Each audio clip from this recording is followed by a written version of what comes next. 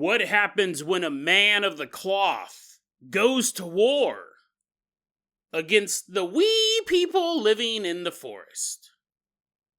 Then we take a look at the story of a teenage girl who finds herself falling for a young man.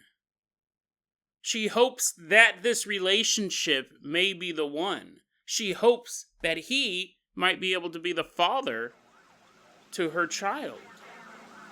But what she quickly realizes is that this man has darker desires. Today on Dead Rabbit Radio.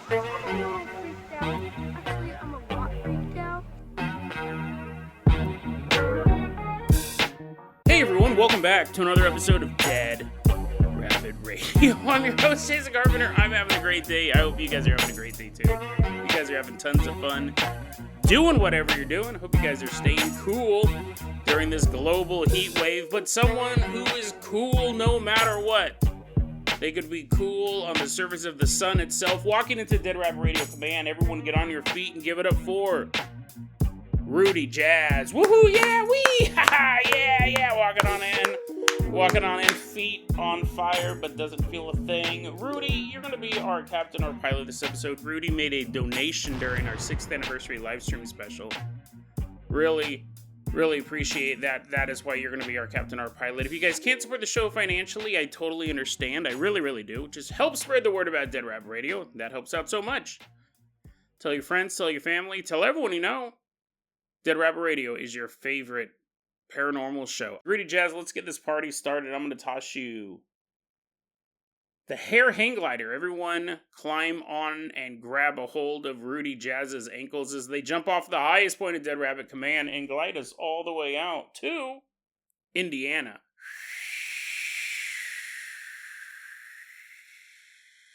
We're headed all the way out to Indiana. Specifically, we're headed out to Marion, Indiana. It's the early 1800s.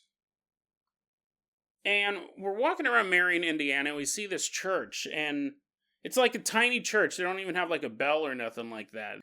We're walking up there, and there's just a guy on top of the church going, "Church time!" He's yelling hella loud. Come on, let's go, it's church time. We run into the church. And we see a minister up there, and he's giving a sermon. He's a Methodist minister, so he's like, "Jesus is the best. He's the best, everybody. You guys believe he's the best?" They're like, "Hallelujah." He's like, "Yeah, he's the best." He's doing a little dance. Minister's doing a little dance. It's a really rousing service. Well, afterwards, as the minister is standing outside of his church, shaking everybody's hands, one of his parishioners says, "Hey, minister, dude, that was a really cool sermon. Really like that whole thing about Jesus. I hadn't heard about that guy before. This is my first time coming to church. Thank you, minister man." The minister goes, "You're welcome." And then the guy goes, "Hey, what do you think? Because you're a pretty smart dude. You obviously have a education. What do you think about those little guys down by the river? Like, how do those guys fit into the Bible?" Minister's like, "What are you talking about?" And dude's like, "Well, those little people. Those tiny people live down by the river. Are they in the Bible?" The minister's like, "There's no little people down by the river. What are you talking about? Everyone around here is a human. There's no tiny people." "Oh, okay, I just figured I'd ask." Someone else comes up to the minister and is like, "Oh, great sermon, man. Really like that. "Oh, thank you. I did a lot of work. Worked on it hard." "Okay. Hey, I was wondering, someone had a question about, did Jesus and God, because the same person, right? Did they create the little people down by the river? Are they in the Bible? I know they mentioned giants in the Bible, right?" And the minister's like, yeah, there are giants in the Bible, but there's not tiny people. So, minister, how do you explain all the tiny people living down by the river? The minister's like, "There are no tiny people living down by the river. I have no idea what you're talking about." And the dude just walks away, right? He's like, "Oh man, I thought he had all the answers." This minister keeps getting asked over this period of time about the little people down by the river. And this dude has zero idea what they're talking about. Because they're not talking about, like, short people. They're describing this race of beings that are 2 feet tall. Like, that's as tall as they get. So it's not like a group of little people. It's not like there's just a couple short guys who go fishing every once in a while. It's this race of 2-foot tall people. And they live in a tree down by the river. It's like the tree is some sort of portal into their underground kingdom. And the minister keeps hearing this over and over again. And he's like, you guys are nuts. There are no tiny people living down by the river. And he starts making fun of them whenever someone brings it up. He's like, oh, you're having a little bit too much of the old moonshine there. I see. There's no little people down by the river. And the guy's like, you didn't have to make fun of my alcoholism, sir. I've been in counseling for that with you for the past couple of months. Get out of here. Started making fun of the people. But, so this is in the early 1800s. So we have all of these settlers. At this point, towns are starting to sprout up. Starting to spread across the United States. You did have the local tribes that had been there a lot longer than the settlers. You had the Miami tribe and the Delaware tribe. The Delaware tribe moved in more recently than the Miami tribe. But they're in the area, and they're still talking to the locals and stuff like that. Everyone's on relatively friendly terms. And the local tribes, they also are telling the minister, oh, dude, the little people? I heard everyone's asking about the little people, and you don't have the answers.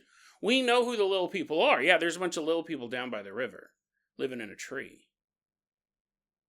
And they explained, there's 2 different names for these, depending on which tribe. The Miami tribe called it the Paisaki, and the Delaware tribe called it, and you guys might be familiar with this term, they called this race of people the Pukwudgies, or Pukwudgies, which means little man of the forest. And both of these tribes are like, dude, I know that you don't believe in the Pukwudgies. And I know, and the tribes are trying to explain to the minister, I know you don't believe in the little people, but they exist. They actually were here when we got here, when our ancestors came to this land. Way before you guys, we came and there was a bunch of little people here. Huge tribes of them. They really kept to themselves. But we knew that this was their land. So we paid offerings to them. We were basically like, thank you for letting us live on this land. Rent, really. They would leave out, the native tribes would leave out gifts for them, like nice fruit, maybe like a shiny acorn or something like that. And the Pukwudgies would take these items, and in return, the Pukwudgies would help the tribes. They said if we had an enemy group, an enemy tribe moving through the area, we'd be alerted to their presence by the Pukwudgies. Because I like that term. I'm only using that term. That term's the funniest. But anyways, the Miami tribe called them the Paisaki. But the Pukwudgies would let us know when enemy tribes were moving through the area. They would also let us know if they encountered a huge group of game. Right, they're tiny, so they don't have to eat as much deer as we do. If they came across a huge group of game and they already took what they needed, they'd alert us to the presence of them. They'd let us know, because we're paying these offerings to them, and, we're on good guys. They don't speak English, or they didn't speak English. The native tribes didn't speak English before the settlers showed up, but they go, we can't communicate with them. So we just kind of do this trade. And people are like, well, if you can't communicate with them, how do they warn you? And well, they have a series of whistles, and they would bang on trees and bang sticks together. It was this kind of way they'd communicate with each other. Now I know some of you guys are like, wow, okay, that's weird. That reminds you of something, doesn't it? Let's put a feather in that. We'll address that in a second. And the natives said that these guys, they wear, they're 2 feet tall, they are very short, they're white-skinned with brown hair, and they would wear clothing. A lot of time their clothing was made of grass or bark. One's more comfortable than the other, right? You've never heard of a bark skirt. They'd wear grass and bark. So he goes, sometimes you'd see them wearing fur. Sometimes they would actually skin the animals and wear fur, but most of the time it was like a bark or grass combo. They normally lived near rivers. If they could find a cave near a river, that would be where they would prefer. And sometimes if they were going on long hunting trips away from their main camp, you'd find these little grass huts out in the middle of nowhere, and that means that was a little campsite for them when they were on a long hunt. So the native tribes in the area are fully aware of the Pukwudgies. The Methodist parishioners know these things exist too. They've seen them. These little guys running out of this tree down by the river, which does match the Pukwudgie story. You know, they like to hide in caves or live in caves down by the river. What's interesting is that there is no diminutive race, as far as I know, mentioned in the Bible. The Bible talks about all sorts of fantastical beasts and where to find them. You can find most of them in the Middle East. But you have Leviathan and you have Behemoth over there. You have the giants, the sons of fallen angels and human women, the Nephilim. And that's why people believe there's a big conspiracy for archaeologists and the Smithsonian, to be specific, to destroy evidence of giants, because since giants are mentioned quite a few times in the Bible, not even including the story of Goliath, David and Goliath, proof of a giant would be proof of the Bible, so archaeologists and the Smithsonian destroy all proof of giants. That's the conspiracy theory. We've done a whole episode or two on that. I'll put those in the show notes. But there's no mention, again, I could be wrong on this, but as far as I remember, there's no mention of little people, an entire race of little people in the Bible. So none of this makes any sense to the Methodist minister. He's never seen them, and these things definitely wouldn't be biblical. He does not believe that these Pukwudgies exist. People keep asking him about it, and he gets really, really mad. He's making fun of them, but at a certain point, there's only so many jokes you can tell. So he goes, you know what, guys, this is ridiculous. I am going to settle all of this. You said that they live in a tree down by the river, right? And everyone's like, yeah. And he goes, okay. Well, luckily, I have a way to prove all of this. Not only prove that they don't exist, but also just get rid of the story altogether. And he holds up an axe. And he goes, I'm going to take this axe down to the river. Even though at this point the people in church are like, uh-oh, this is not going to end well. He goes, I'm going to take this axe and I'm going to go down to the river and I'm going to just chop the tree down. And there'll be nothing in it. And then the tree will fall, and all of this stuff will be over. Please stop asking about the Pukwudgies. I know you won't. I have to actually destroy their quote-unquote home to end all this. So he grabs his axe, and he heads on down to the river. This next part of the story, I don't know if he went down by himself, or if everyone in church followed him. I would assume he had an audience for this. I would assume he would want an audience as well, right? Chop down this tree and then to show everyone that there's nothing in it. Also, I assume if he had went down by himself, the story probably would have had a different ending. But anyways, this minister, he walks down to the river and he walks up to this tree. And he takes the axe and he starts to chop the tree down. Chop! Chop! He hits it and the leaves are all rattling around. Hits it again. The tree shakes. He's like, guys, see, look, there's nothing in here. I'm just going to... Can I give up now? He's all sweaty. His arm hurt. He's like, oh, man, this takes a lot more work than I thought it would. I'll have to keep chopping it down, guys, because I can, but it's kind of a waste of my time. And he starts chopping the tree, and he gets a couple blows in, when all of a sudden a hole opens up at the base of the tree. And before the minister could even react, between 15 and 20 Pukwudgies climb out of the hole and begin attacking him. I'm going to assume there's an audience. Assume the church is watching this whole thing. His goal to prove these things don't exist has gone about as bad as it can. He gets attacked by over a dozen Pukwudgies, up to 20 of them. There's nothing you could do in that fight. 1 on 20, it doesn't matter if they're 2 feet tall. You're going to have a hard time fighting them. Plus, these guys are brutal hunters, right? They've roamed America before the natives showed up. They know what to do. They know how to kill.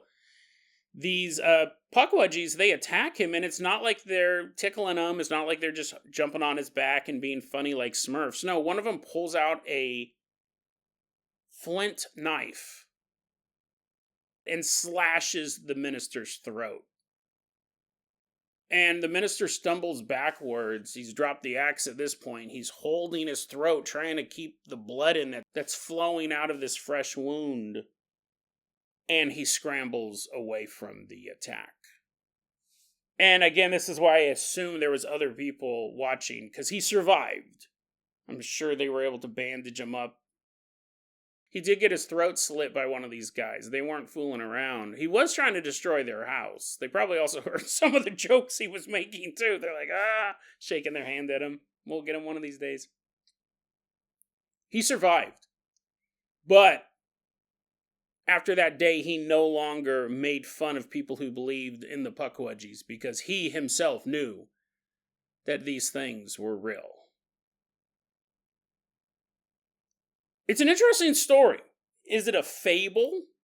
You know, I found this on thinkaboutitdocs.com. I was going really early back into their UFO sightings, and they don't just cover UFO stuff. They also cover stuff like this, just kind of really weird, non-human interactions with humans. It's a great website. I recommend everyone taking a look at it. I found this on there.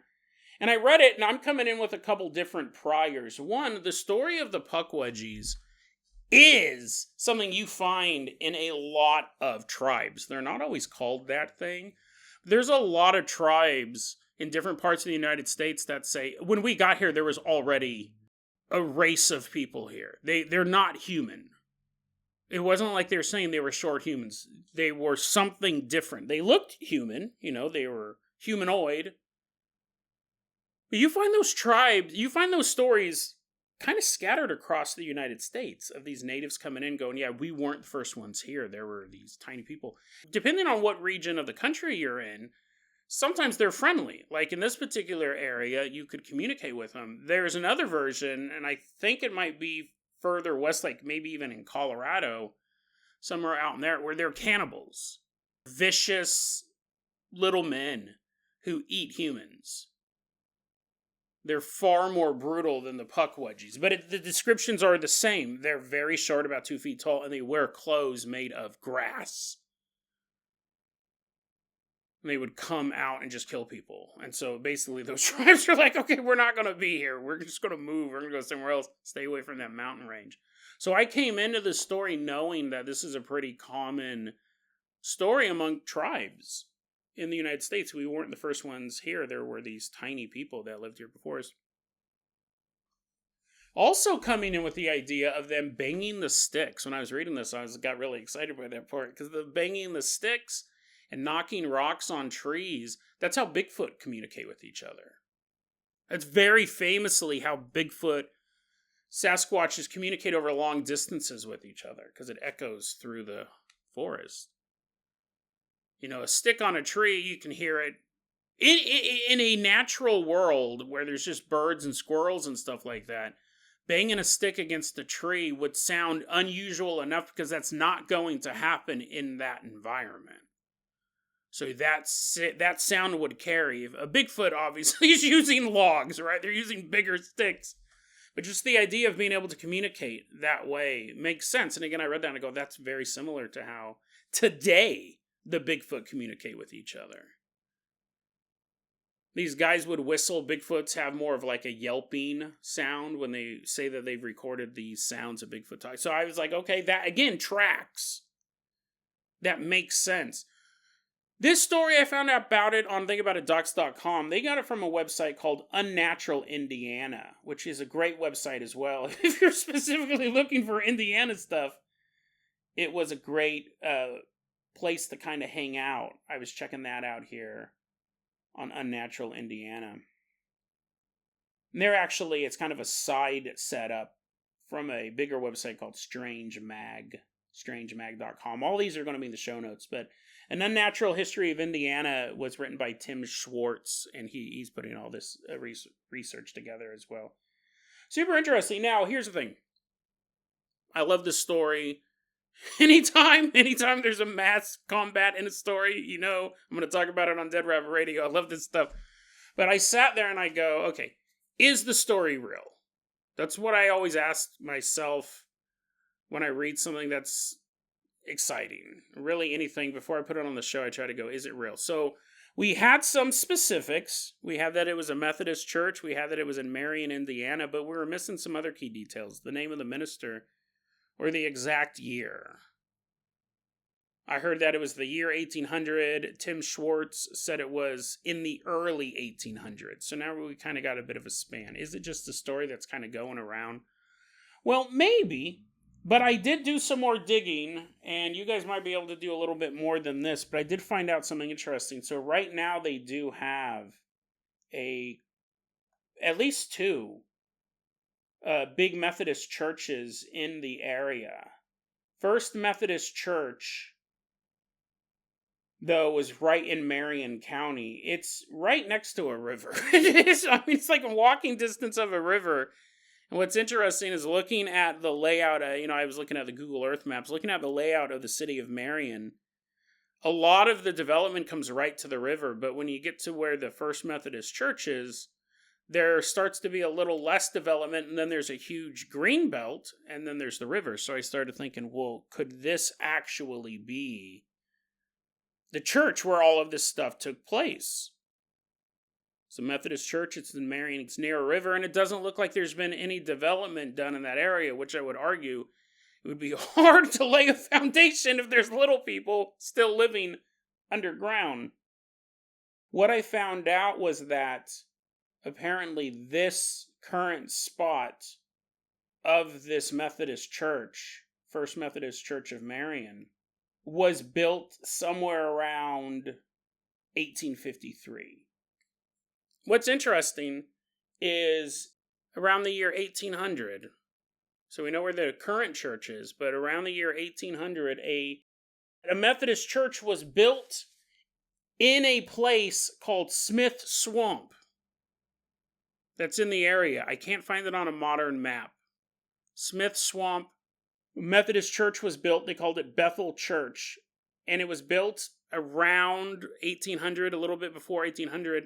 But by the year 1814, the minister of that church, a man named Reverend Joseph Travis, was preaching out of a local courthouse because, and this has been lost to history why this has happened, sometime between the year 1800 and 1814, the Methodist church was abandoned. They just walked away, and he goes, guys, we're just going to start preaching in the courthouse. Separation of church and state, I guess, isn't a thing here. Let's go. You can find all of these records about the history of the First Methodist Church of Marion. They do not know why that church was abandoned sometime between 1800 and 1814. But it was. It was abandoned to the point that they didn't even have time to build a new church. He just had to start preaching in the courthouse. This Reverend Joseph Travis, who was also a local school teacher. So is it possible that he is the reverend they're talking about and that is the church? We don't know, but here's the thing. When I was researching, and this is some last minute stuff, right? I love the story and I go, let's do a little more digging. Let's see if I can actually find out the name of this guy or something like that. I didn't expect to find in the church official records that a church was abandoned for unknown reasons so quickly they weren't even able to build a new church. And it's in that right time period, 1800 to 1814. I would argue that the Pukwudgies, they do seem to be affable fellows if you leave them treats. If you went and tried to destroy their house with an axe, and they slit your throat and you got away, they're probably going to follow you, right? I'm sure. They go, hey, let's find out where these guys live. And they would follow them, and where would you find the minister and all of the parishioners? Again, if they were there watching it, where would you find them at? Where would you find all of them at one point? You'd find them in a church. Which, to the Pukwudgies, is just a building, right? They're like, oh, that must be their home. Okay, they want to chop our home up. We'll show them the power of the Pukwudgie. So this could be a local legend. This story could totally not be true. There could be elements of truth to it, or it could be 100% true. And that is why that church was abandoned. And they're like, let's just build another church somewhere where that's going to be the easiest thing. They're fending off constant buckwudgie assaults every service. They're like, can we just build another church? And the minister's like, well, not right now. Let's just preach in the courthouse. It's pretty well fortified, right? It can stave off bandits. It can keep people from breaking out of jail. Maybe it'll save us from the buckwudgies. So that might be the minister. That might be his name, Reverend Joseph Travis, and it may have been Bethel Church that started all this stuff. Super fast. This is why I love doing this show, is looking stuff up like that. If I was just sitting at home reading these stories, I would have been happy enough just reading the story of this guy getting attacked by tiny people.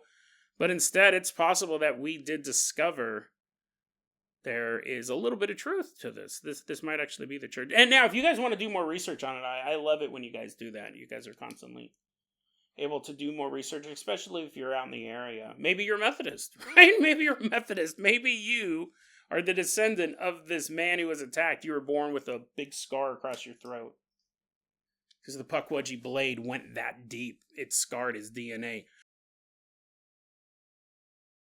Rudy, let's go ahead and toss you the keys to the world-famous Carpenter Copter. We're going to say goodbye to Marion, Indiana. What a cool story. I love stuff like that.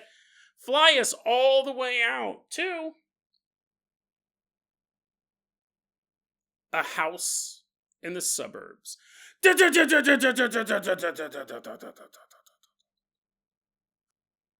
We're headed back to the year 2021. And we're about to meet this young girl, teenager. We'll call her Samantha. She's 16 years old and she's a teen mother. She has a little baby. And she's dating this guy. It's not the father of the child. Luckily, as we'll soon discover, she's dating this guy. We'll call him Edward. Things seem to be going pretty well. She goes, we didn't know each other that much, but we're in that phase where we're kind of like feeling everything out and trying to learn, like, will this be good for both of us? You know, Samantha has to ask the question, will this be a good father for my child? Which is a much more complicated issue. She says we're dating and we're kind of sussing all this stuff out. We're trying to figure this out. He lives with his parents. I don't know how old he is, but he does have a car. He drives around. He lives with his parents. So he might be 17, 18, 19, somewhere around there. But I'm not for sure. She goes, we'd been dating for about 2 to 3 months. And on this particular night, he was swinging by my place. She lives with her parents as well, I believe. He was swinging by my place. Pick me up. And go out on a date. He drives over and I see his truck pull up and I walk outside and I'm walking out to his truck and I see someone's in the back seat of the truck. But then she realizes it's not a someone, it's a something. She sees a shadowy figure sitting back there. And when she is able to get a good look at its face, or where a face would be on a human, she sees that it has reddish eyes. And it really, really freaked her out. She's still got in the car. She's still got in the truck, okay? She's not making the best decisions in this story. Eventually, everything comes to a head, and we'll get to that in a second, but not making the best decisions.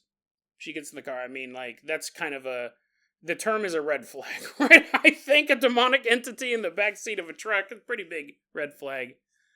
She does get in the truck, and they go out on their date. He's all driving her to the haunted cemetery. He's like, oh, first I gotta drop off my buddy Jimmy here. This giant smoke monster comes flying out of the back. Now let's go to Chili's. A couple days later after this, she's talking to Edward's mother, but not his biological mother. This is his stepmother. She's talking to Edward's stepmom and goes, hey, I know this is going to sound really weird, but I saw something the other day when Edward stopped by my place to pick me up. Now, Samantha does say that she has had paranormal experiences in the past.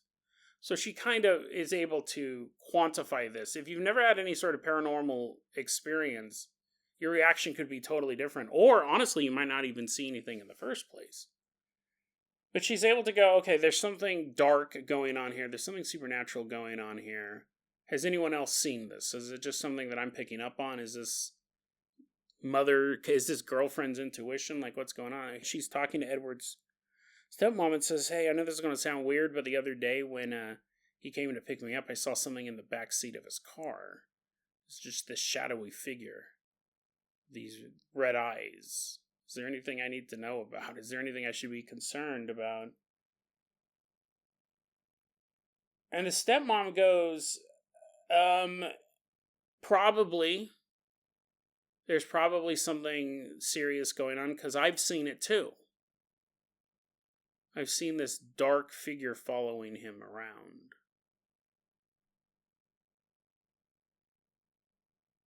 Now, Edward does have issues with alcoholism. That's kind of mentioned in a couple of these posts. He does have a serious drinking problem.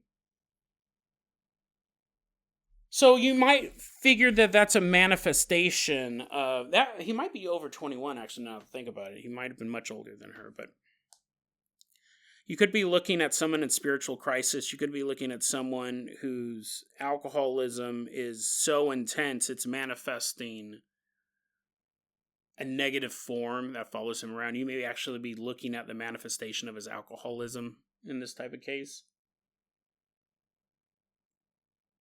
Samantha, she needs to get to the bottom of this, right? Because it's not just her. If she's just out trying to have fun, then whatever.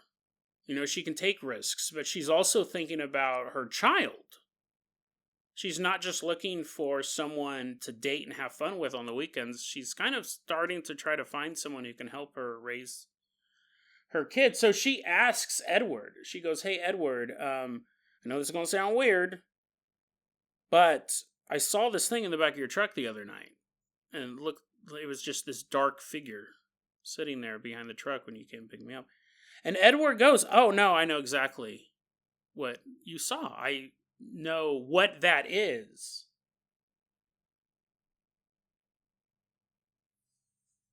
Edward was young when his mother died, when his biological mother passed away. Edward was so young when that happened, and he was so sad. The grief of losing that person who unconditionally loves you, or should. You know, I know some people have crappy parents. It's one of the huge tragedies in life that you can be born into a bad situation like that. But for the most part, your parents should love you unconditionally. And he lost that. He lost that at such an early age, and he couldn't deal with the grief. It just was ripping him apart. So he missed her so much, he would do anything to see her again. Edward, according to him, he's telling Samantha all this, Edward sold his soul to the devil.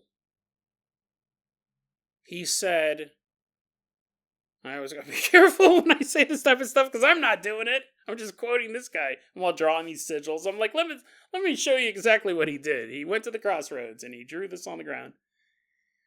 Edward said, I miss my mom so much that I will sell my soul to the devil if I can see her again.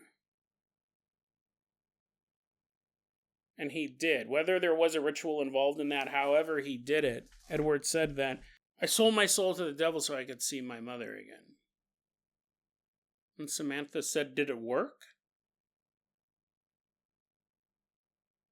Edward replies, it did. For a while. I saw my mom again. I could interact with her again. I could tell her how much I missed her and how much I loved her. And there was a time period where it was my mother, but then it changed into this demon. It was a trick. It was the cruelest trick of all. And so it wasn't my mother. It was a demon just in the disguise of my mother. And this demon is now attached to me. It's controlling my life, is how he put it. And Samantha says, well, you know, there's ways around this. This is the big tricky thing about when people sell, because I've read a lot of accounts on this. When you sell your soul to the devil, I think I've talked about this before on the show. but it bears repeating because I'm sure there's at least one listener out there dealing with this spiritual struggle. When you sell your soul to the devil, there's a super easy out, right? You just ask God to nullify the agreement. Because God's more powerful than the devil. And I've read accounts. I've never been able to find them again. This was like early days of the internet. This was like 2005, websites that I was looking at. You sell your soul to the devil, and going in, well, I'll just ask God to give me my soul back once I get what I want, the power and the fame and the wealth or whatever, or in this case, just to see my mom again. I'll just ask for God to give it back. What happens is the devil's trick is that you believe that God will never accept you again. You can't ask for it back. You get this feeling that God hates you, that God despises you. To even fall to your knees and pray to God, he'll turn his back on you. If you think that God does not love you, you will know for sure once you pray to him. He will tell you how much he hates you. So don't even try. It's a trick. It's a trick. I remember reading that account of this guy. He's like, I sold my soul to the devil. He did horrible things. He did awful, horrible things. And he goes that when you would want to pray, when you would want forgiveness, he goes, you're just filled with this overwhelming psychic attack. It just defeats you. And it goes, don't even bother asking him because he's going to say no. And then you'll know the truth that you're truly alone. And that you truly believe. When the fact of the matter is, if you did overcome that and you said, God, I made this deal and I shouldn't have, you'll instantly be forgiven. But it's like this weird, it's a weird psychological trick that happens. You can easily nullify it, but once you do it, it's really hard. And a lot of times when you sell your soul to the devil, I don't know about Edward's case, but in other accounts I've read, you have to do some pretty atrocious stuff along with it. And you're not just asking God to nullify a contract, you're asking God to forgive you for doing horrible things to innocent people for power and money. And that also is something you kind of have to come to the table with. But he will forgive you. You just have to fight that psychic defense. I'm trying to think of a real world analogy for that. It's really hard. Sometimes it might be doing something that you feel is unforgivable and having to go to your parents and tell them what happened. And your parents 100% will not agree with what you did. They may be mad, they may be sad, but at the end of the day, they'll love you. But you can't get to that second part because you just think of the madness and the sadness. And in this case, there's also a metaphysical force creating that. You'll have horrific dreams of God turning his back on you. You'll have dreams of trying to ask for forgiveness and being locked out. So there's like this metaphysical element to it. Anyways, I'm sure one person who listens to this podcast had to hear that. Edward says, I sold my soul to the devil. It became this demon, and now it's attached to me and it's controlling my life. Samantha goes, well, why don't you just, talk to a spiritual leader, talk to someone, and they can work on getting rid of it. Now, this is a different scenario than what we just talked about, where the guy's like, I want to get rid of this thing. I have all the power and I have all the wealth. I have everything I wanted, except for I know that my soul is damned. Edward tells Samantha, I don't want to get rid of it.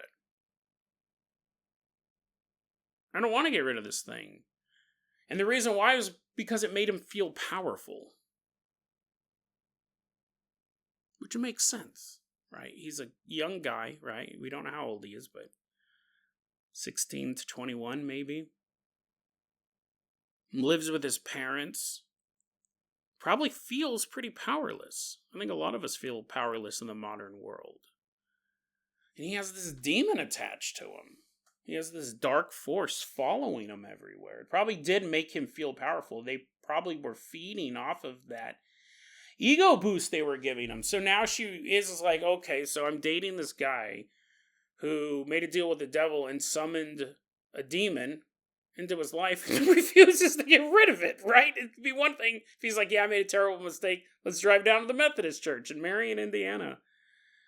No, he wants to keep it around. It makes him feel powerful. One night, she doesn't break up with him right after that, by the way. They still stay together. One night, she is over at his place. His parents are gone. And it's later at night. He's asleep in bed.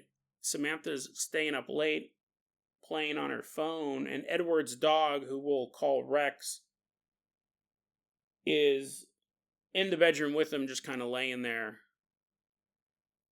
When all of a sudden, Rex, who's usually a very, very calm dog, Rex begins barking and growling at the bedroom door. And Samantha kind of looks over. It surprises her at first, because he's normally not like this. She looks over and she looks at the bedroom door, and she sees there's a black figure curled up in front of the door. And then in a moment, in a flash, it crawls underneath the bed. It crawls underneath the bed that her and Edward are in, and the bed begins to violently shake. Rex is losing it. Rex is totally losing it. He's barking, he's freaking out. The bed's shaking. Samantha's sobbing. Edward's sleeping. Edward's sleeping through this thing. Samantha's sobbing. She's hyperventilating. The dog's barking. And Samantha starts trying to wake up Edward. Edward! Ed! Wake up! And she finally wakes him up, and she tells him what happened. Oh my God, you won't believe it. This thing, Rex is going crazy. This thing came under the bed. The bed started shaking. She told him the whole thing. And Edward said, quote, "That's crazy. Because I was having a dream that I killed you." What really seems to kind of start moving the needle towards I need to break up with this guy is that there was one particular night. Well, he would have a terrible drinking problem. He, aside from all the demonic stuff, the bed shaking, everything like that, dreams of murdering her, he also had a terrible drinking problem. So that was hard to deal with. Sometimes she said I would look at him and his eyes would be completely black. So there's something that's not just attached to him, it's part of him. It's able to physically change things about him. She said one particular night she was again at his place. His parents were out of town. And her daughter was there as well. She brought her kid over. Samantha has her daughter over there. And they're hanging out. He's drunk. There's a long story that leads up to this, but it's kind of like, he's drunk, he can't drive, she has to drive him home and all this stuff. And there's all this stuff that kind of set up, but I'm going to kind of jump to the supernatural ending. Samantha, her daughter, and Edward are alone at his place, just drunk off his butt. He's done. Well, all of a sudden, he starts to say to Samantha, "Hey, I want to show you something. I want to show you something in the shed. Can you come to the shed? I want to show you something." And they do have a shed in the backyard. It's not like he's talking about going to some random spot. There is a shed on this property. But when he keeps saying, "I want to show you something in the shed. I want to show you something in the shed," she is saying, "Well, why don't you just tell me what it is?" No, I need to show you. I need to show you what's out in the shed. Come out. I want to show you. And Samantha realizes, very quickly, she just gets this gut instinct. If I go to the shed, he will kill me. That is why he wants me in the shed. There was no doubt in her mind. She's trying to dance around and be like, "Oh no, just tell me about it. Oh, well, maybe we'll wait till tomorrow." And he was adamant to go to the shed right now. And she knew if she went out into the shed, he would murder her. She knew that 100%. And what happens is she ends up kind of talking to him, and he's walking out. He's now outside the house. And she's outside the front door with him, and they're talking. "Come on, I want to take you out there. Come on, let's go. I got to show you something in the shed. I got to show you something." And she said what I did was, as I was talking to him, I'm hugging him. She goes, "I took his house keys and I ran inside and locked the door. So he couldn't get in the house. And we just waited until the next morning."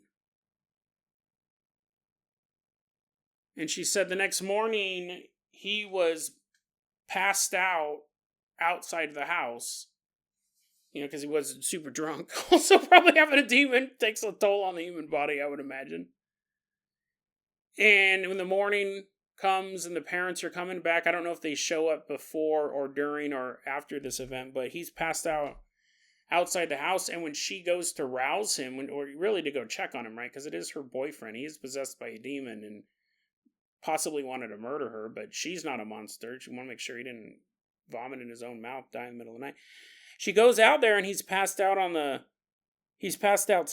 and he had zero memory of any of that. When she's trying to tell him about, dude, you were acting really weird last night. You kept trying to get me to go to the shed. He's like, what? She's like, yeah, and your eyes were black like they have been before. He's like, oh, what? My eyes turned black. She's like, yeah. Why were you trying to get me to go in the shed? I don't even remember that. What are you talking about? Yeah, you're trying to get me to go to the shed. I had to lock you outside the house.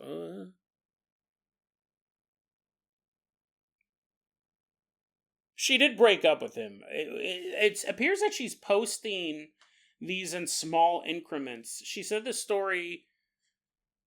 She said the way she laid the story out, when I said it was 2021, it was kind of a guess. She goes, I've been broken up with him for the past 3 years. I have not been dating him the past 3 years. So 2021 at the latest is when these events would take place. Because for the past 3 years, she hasn't been with him. But she's kind of posting this stuff online. She's posting it underneath the name Born Specific 4588. And I don't know if her narrative's completely done. She may post a couple more things about this. I'm kind of curious as to when she actually broke up with him, right? If you get the feeling that this person's going to murder you right now, that's the ultimate red flag. And again, I think the fact that she's had paranormal experiences in the past gives her a little bit more psychic defense than someone who's never seen a ghost or never had an interaction with the world of the weird. Someone else may just ignore. You have to listen to that voice in your head, right? You have to listen to that gut instinct. If she never had paranormal encounters, if she didn't believe, if she's like, oh, I don't believe in ghosts, and she saw that thing in the back seat, she may have just been like, oh, trick of the light, carbon monoxide. There's nothing back there. And she could have ended up finding her way into the shed that night and never left it. Edward could have smashed her brains out and then just left her remains in the shed if she didn't have the wherewithal to listen to her gut instinct. If I go to the shed, he's going to kill me. The other reason why I wanted to cover this story, this is a story that may be breaking. There might be more information, but I think we got a pretty good outline of this. This is a story of intense grief. And that's why I think it's sad. It's not the guy selling his soul so he can be rich and powerful. It's not the guy selling his soul, making an eternal compact with the dark lords of hell so he can gain all this power on earth. It's so much more tragic than that. It's a story of a man who misses his mother. Who misses his mother so much that he was willing to literally do anything, to sacrifice anything to see her again. That's how this story begins. It's not greed. It's not lust. It's sorrow. That's how this story begins. The story of a boy who just wanted to see his mom again. And this is the way that dark forces work. Trickery. And the saddest part of it, I mean, it's all sad, right? It's all sad. I feel sad for Samantha. She had to go through this. Samantha's daughter is like, oh, probably was going to have a hard time being like, why do I keep having these nightmares of being in a crib, and watching this dark form scurry around the floor? Everyone involved, it's quite sad. But, you think about it and you go, and again, this is all conjecture. I don't know this for sure, but you think Edward would have seen his mother again. When Edward passed away, naturally, I'm not saying he needed to kill himself or do anything crazy like that, but when Edward lived his life and he ended up dying, he would see his mother again. But that's really hard. That's really hard to think about, to go through when you're in those moments of deep, deep sorrow. And it could also be dangerous, right? You go, well, I miss my mom and I know I'll see her again when I'm dead. So, and I hope Edward gets the help that he needs. These contracts can be nullified very, very easily. You just have to do it. He could have seen his mother again. But if he continues on this path, if his soul remains in the clutches of this infernal master, when he dies, he may not be able to see his mother again. If they're separated between paradise and damnation. It's just a sad story. Like, I understand that level of grief. I understand wanting to see them again. I get that. And I think everybody who's listening to this gets that. And I even understand making a rash decision in that moment. And now this thing is locked onto him. He needs to get rid of this feeling that it's making him powerful, because it's not. If anything, it's the opposite. He may feel powerful, but he is not powerful. I can have a marionette puppet holding 2 machine guns, not real ones, wooden machine guns, and you give it all these Arnold Schwarzenegger muscles. It's still a puppet. It's still being controlled by something else. It's the illusion of power. In fact, he has less power now than he did previously. He's a hardcore alcoholic, which is the definition of losing power. And this thing is controlling him. Literally taking him over. And almost had him possibly kill Samantha. I mean, imagine how much power you have when you've been possessed by this demon,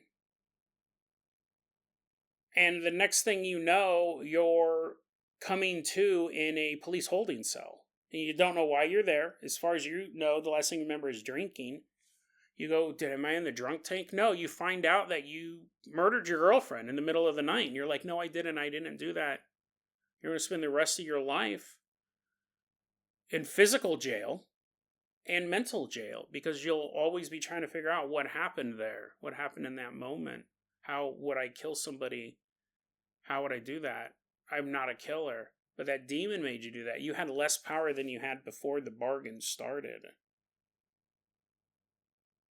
And now your mother is not only weeping for her son that she left as just a boy. She left her son here on earth, but now she's looking down and thinking, oh my God, he's in prison. Like, his life is ruined, and the life of that young girl is ruined, and the life of her daughter is going to be very hard. Grief. It's a very, very powerful motivator. And that's what caused him to sell his soul. There is an out. I always want to include that message. There is an out. You can break the bargain. And I hope that Edward breaks it as well, because while he might not be in Samantha's life anymore, if this demon still has a hold on him, he's a ticking time bomb. Some other young woman's going to catch his eye, they're going to talk, they're going to flirt, they're going to date. And all the while, this demon that is a part of Edward will be waiting and watching.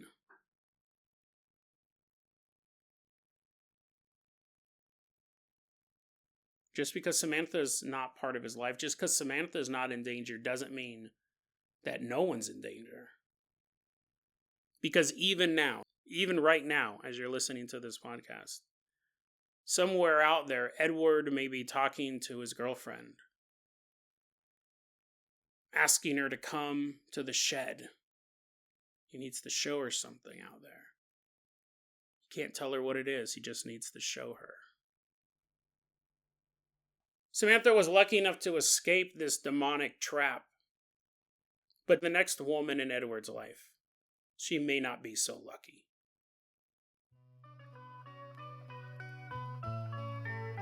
DeadRabbitRadio@gmail.com is going to be our email address. You can also hit us up at Facebook.com/DeadRabbitRadio. TikTok is @DeadRabbitRadio. Dead Rabbit Radio is the daily paranormal conspiracy and true crime podcast. You don't have to listen to it every day, but I'm glad you listened to it today.